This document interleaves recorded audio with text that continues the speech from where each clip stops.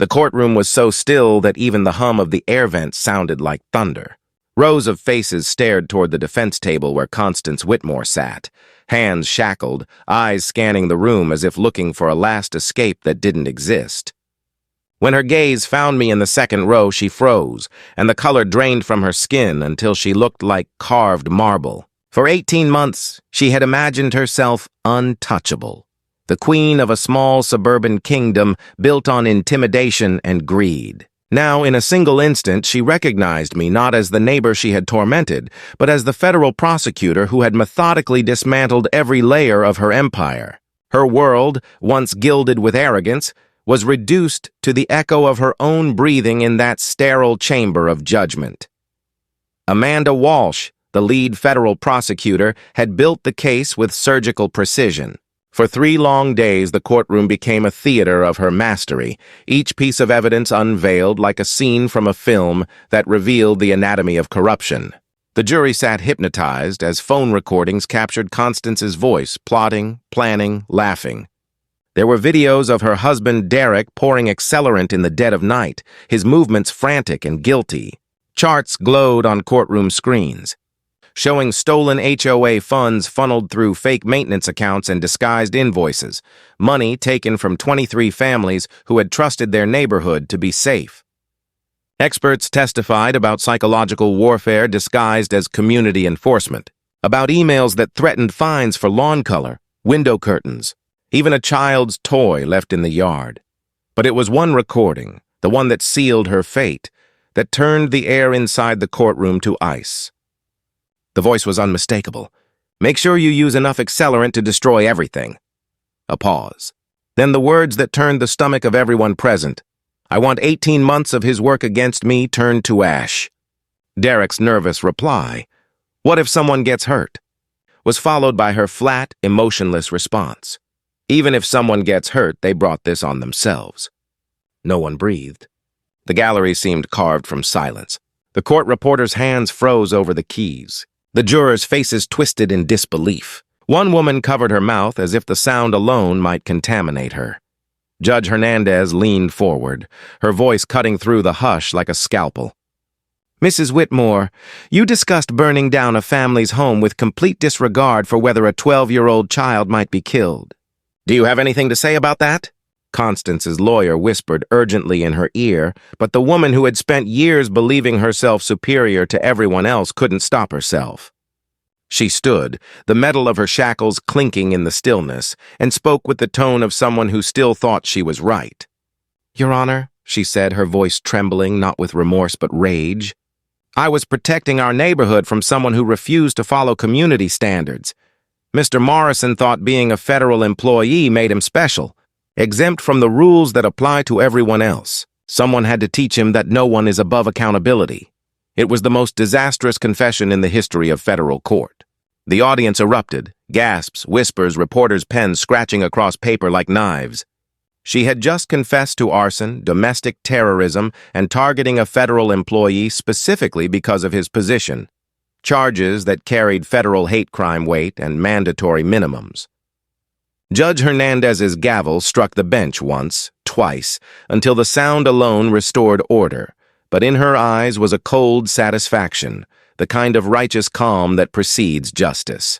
"Mrs. Whitmore," she said, voice steady, "you have confessed to terrorism while showing zero remorse for nearly killing a child. Your actions terrorized an entire neighborhood, stole hundreds of thousands of dollars from working families, and culminated in an act of arson that could have murdered innocent people." The sentencing took 3 minutes. "Constance Whitmore," the judge declared, "you are hereby sentenced to 15 years in federal prison without the possibility of parole. Derek Whitmore, 8 years with supervised release for cooperation. Both will pay full restitution totaling $473,000. The gavel fell, final as thunder. For a heartbeat, no one moved, and then the room erupted into applause that rolled like a wave through the gallery. Mrs. Lucy wept openly. Marcus Rodriguez took his wife's hand and kissed her knuckles. 23 families who had lived in fear for 18 months finally exhaled as their tormentor was led away. Constance turned once before leaving, scanning the faces for pity. None came. I stood with Zara beside me, both of us silent, our expressions unreadable as the marshals guided her through the doorway that would never open for her again. Her reign over our suburb was finished. Her kingdom had crumbled under the weight of her own arrogance. The next sound was the faint metallic click of handcuffs, the final punctuation on a story that had begun with threats and ended with justice. 2 years later, the smell of coffee and roses filled the air of the rebuilt kitchen. Morning light spread across polished counters where ash once lay. Zara's laughter floated from the driveway as she practiced parking, her reflection flashing in the side mirror of a car we had bought with insurance and federal compensation. The new house rose from the wreckage like a living testament, its foundation poured from determination instead of concrete. Every brick was a victory over fear, every nail a rejection of the woman who had tried to erase our lives. Outside, the memorial garden stretched along the edge of the lawn. Sarah's roses, pale pink and blood red, bloomed beside other flowers donated by every family Constance had ever threatened. Mrs. Lucy tended the garden each morning, her wrinkled hands coaxing life from soil once soaked in fear. When the wind passed through the leaves, it carried whispers of resilience. The crack of Zara's baseball bat echoed from the backyard, a sound that felt like defiance turned into rhythm. She practiced for varsity tryouts, her stance firm, her swing fierce, proof that a child who had once hidden from flames now faced the world unafraid. Healing was not a quiet thing. It was noisy, imperfect, full of motion. Willowbrook Heights changed because people refused to return to silence. Within 6 months of Constance's conviction, the neighborhood formed a legitimate homeowners association, the first in its history to actually serve its residents instead of preying on them. Lawyers drafted bylaws that glowed with transparency, every vote recorded, every dollar accounted for. The same community once paralyzed by fear now met in open meetings, laughter replacing the tension that used to choke the air. Property values soared 40%, not because of greed, but because families wanted to live in a place where courage had won. The restitution money rebuilt more than homes, it rebuilt faith. $473,000 funded solar streetlights that kept the nights bright and safe, a playground where children's laughter erased the memory of sirens, and community gardens where Mrs. Lucy taught kids that tomatoes come from soil, not supermarkets. The funds also created the Willowbrook Heights Justice Fund, a program that has since helped dozens of families nationwide escape their own HOA nightmares. Marcus Rodriguez, once terrified of fake fines and threats, now directed the legal education branch of the fund. He stood before crowds teaching 3 rules that could save lives and livelihoods: demand to see incorporation documents, verify legitimacy through county records, and remember that if no lawful authority exists, their threats are smoke and mirrors. The precedent from our case rippled outward through state lines, reshaping how neighborhoods understood power. Legislators passed Constance's Law, requiring annual audits and background checks for anyone claiming HOA authority. The FBI received new guidelines for investigating harassment against federal employees in housing disputes. Law schools cited the case as the benchmark for prosecuting suburban terrorism, how arrogance and small power can metastasize into criminal cruelty. Inside the quiet hum of our new home, justice didn't feel like triumph. It felt like balance. Somewhere, hundreds of miles away, in a concrete facility at Danbury, Constance Whitmore folded prison laundry for 23 cents an hour. She was in her 3rd year of 15, her name forgotten by those who once obeyed her every command. Rumor said her entitled heirs had evaporated under the fluorescent lights of confinement, replaced by the wary silence of a woman surrounded by people who despised bullies and child endangerers. Derek Whitmore washed dishes in Oregon, his wages garnished each month until 2045. Sergeant Rick Bellows, the corrupt officer who once enforced her illegal citations, lost his pension after 2 years behind bars. Even Brother Richard, the tow truck owner who had profited from their racket, saw his empire seized and sold, his trucks now serving honest businesses. And yet the greatest victory wasn't written in any court record. It came at our third annual community festival where 600 people gathered beneath strings of lights, the air thick with music, grilled food, and laughter. Zara, 16 now, her eyes sharp with the same fire that had once belonged to her mother, stood on the stage announcing scholarship recipients. "These awards," she said, her voice clear and unwavering, "honor kids whose parents never surrendered to bullies. Because the best revenge against people who try to destroy you is building something beautiful where they left ashes." Her words carried through the crowd like an anthem. Reporters lowered their cameras for a moment. Federal agents smiled, and neighbors who had once been strangers held hands. The festival raised $18,000 for next year's fund. But the true wealth was in the unity pulsing through the crowd, proof that even devastation could become the soil of rebirth. As the last echoes of applause faded into the soft hum of conversation, the festival lights shimmered against the twilight sky, reflecting off the faces of people who had once lived in the shadow of fear. Zara stepped down from the stage, her hair catching the glow of lanterns as she walked toward me through the crowd. Every step she took was steady, a living symbol of the resilience that had brought us here. When she reached me, she didn't need to speak. I could see it in her eyes. The understanding that justice wasn't just a verdict handed down by a judge. It was a choice, a decision to rebuild when it would have been easier to stay broken. Mrs. Lucy stood near the rose garden at the festival's edge, her wrinkled hands resting on a shovel like it was a royal scepter. Her eyes reflected the golden shimmer of sunset as she looked across the street toward the rows of homes, places once patrolled by Constance's paranoia, now alive with laughter and music.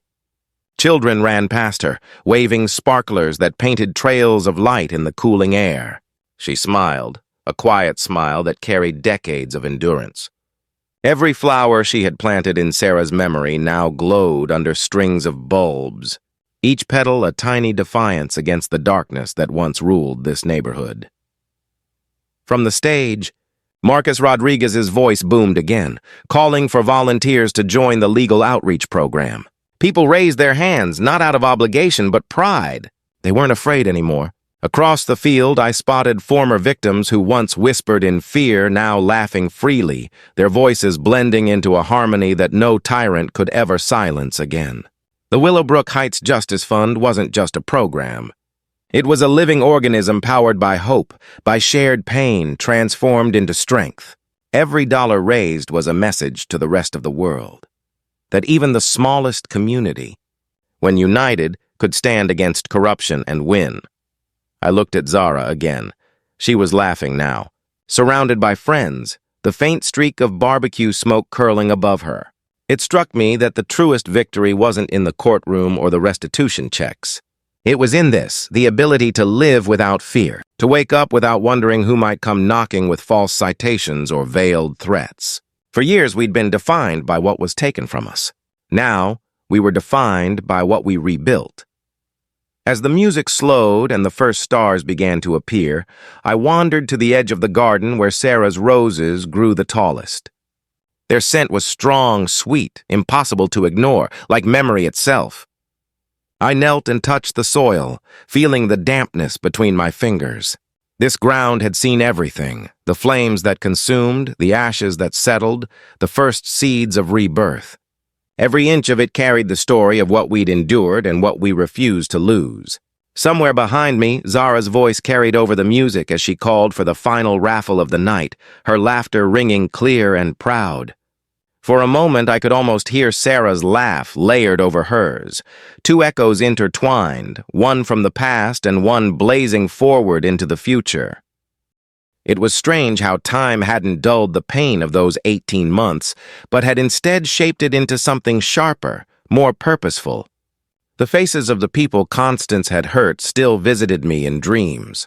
Marcus with his sleepless eyes, Mrs. Lucy clutching overdue bills, the children who asked why grown-ups were suddenly afraid to play outside. Justice had given them peace, but not forgetfulness. Maybe that was the point. Some stories aren't meant to fade.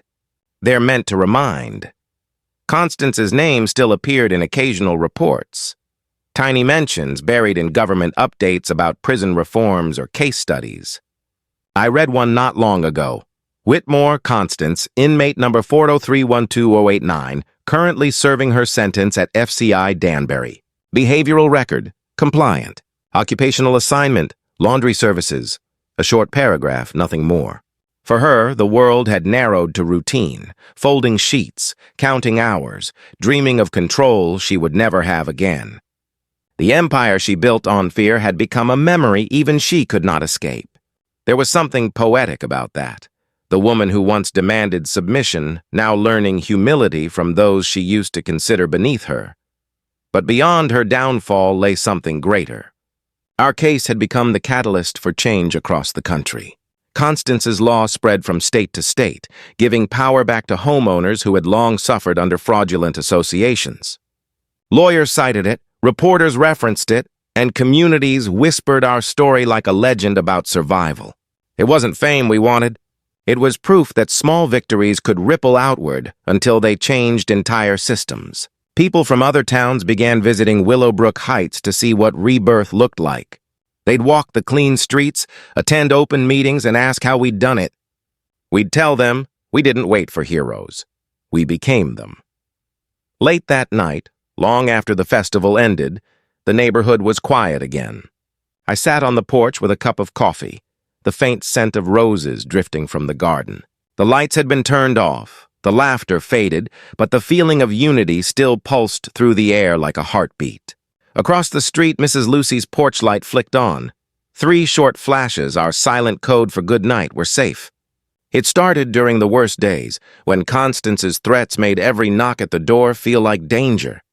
We kept it even after the danger passed, a reminder of how safety is something you protect, not assume. Zara came outside then, her face glowing in the faint porch light. She sat beside me, silent for a while, her eyes on the horizon where the last ember of sunset faded into night. "Do you ever think about her?" she asked quietly. "Sometimes," I admitted, "but not with anger. Just gratitude. Because she showed us what happens when power goes unchecked, and because of her, we'll never let it happen again." Zara nodded, a small, knowing smile on her face. "Then maybe we should thank her," she said softly. "She taught us how to fight." The words lingered between us, not bitter, not forgiving, just true. And in that stillness, surrounded by the hum of a peaceful neighborhood, I realized that she was right. Constance Whitmore had tried to destroy us, but in doing so, she had forged something indestructible. Somewhere in the distance, a car door slammed, and a dog barked once before quieting. The night settled heavy and warm around us. I looked out across the street, at the tidy lawns, the lit porches, the quiet confidence of people who had learned the hard way what community meant. Evil had come disguised as order, wearing the mask of civility, but we had torn that mask away.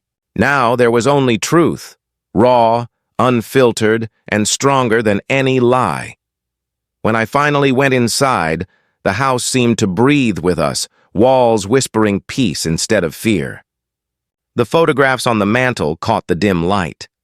Sarah smiling with a bouquet of roses, Zara on her first day of high school, the community standing together in front of the rebuilt park.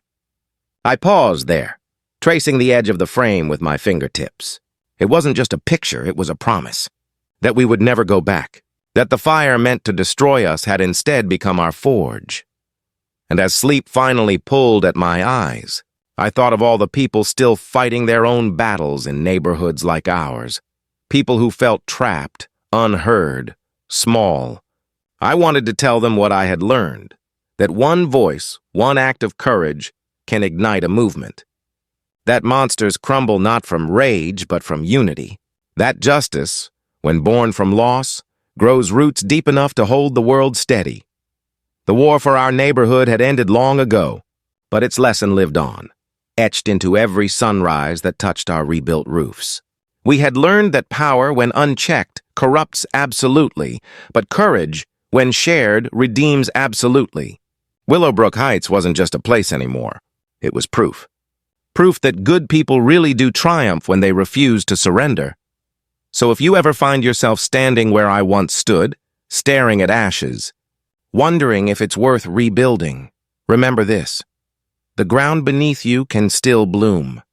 The same earth that held your pain can cradle your victory.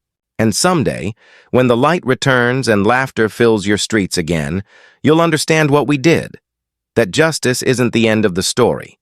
It's the beginning of a better one.